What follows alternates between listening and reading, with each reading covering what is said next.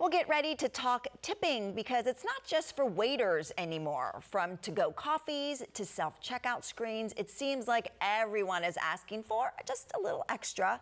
Sharon with Access to Culture says she knows all about when and who to tip, and she's joining us now to help us understand what's fair and what's not. So thank you for coming on and helping us sort through all this because it can get confusing. Thank you for the invitation. Yeah. Happy to assist. Yeah. Okay, well, let's talk about first, can we talk about the screens? Because yes. Everyone knows you walk in to buy something, a coffee or anything, and they turn this screen on you. They do. And it's very kind of intimidating. And you're looking and it makes you kind of feel like you have to. So what is your solution for that? I encourage people to be on their A game before you get up to the tablet, because otherwise you're going to have tablet trauma. So think about, what do I want to tip? The other thing you can do is have cash. Have it $1 or $5 bills, depending on the size of your order, and then realize you do not have to tip.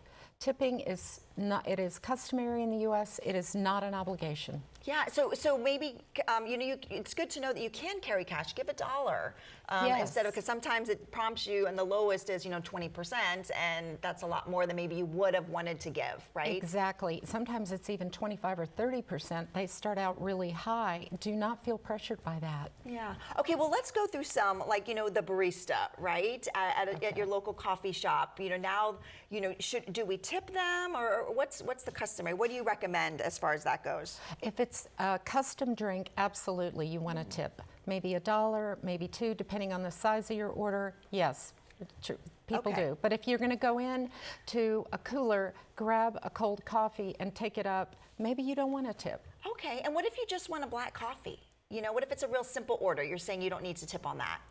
It's your discretion. Your discretion. If you're going to tip, I say tip generously. But I also was a server through school, so I worked for tips below minimum wage. Right. So it is important to remember, and kind of be aware of who's working for tips and who's getting paid, right? That helps too. That's right. There's a distinction there. But some people do work for tips and some do not. Yeah. Okay, let's talk about Instacart.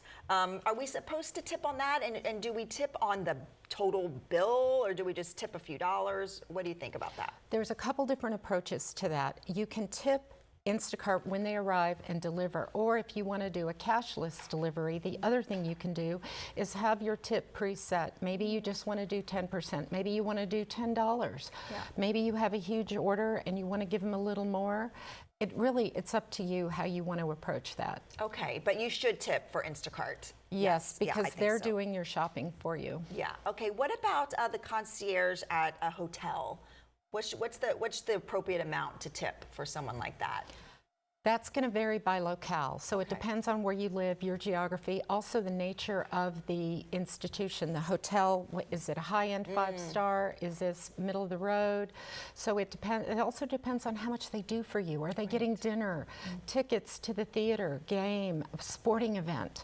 Right. You're going to tip them a little more for that. So it can vary from $5 to $20. Right. Maybe more. Yeah, depending if it's a really hard reservation to get, maybe you tip them a little bit more. Exactly. Perfect. Okay, well, let's talk about, the salon and spa. I was told years ago that if someone owns the spa that you weren't supposed to tip. I don't know if that's still a thing. Are you supposed to tip? I think that depends on the culture of the salon. I've been going to my same salon for 5 years, and I asked the owner that question. Yeah. And he said about 50% of his clients tip him.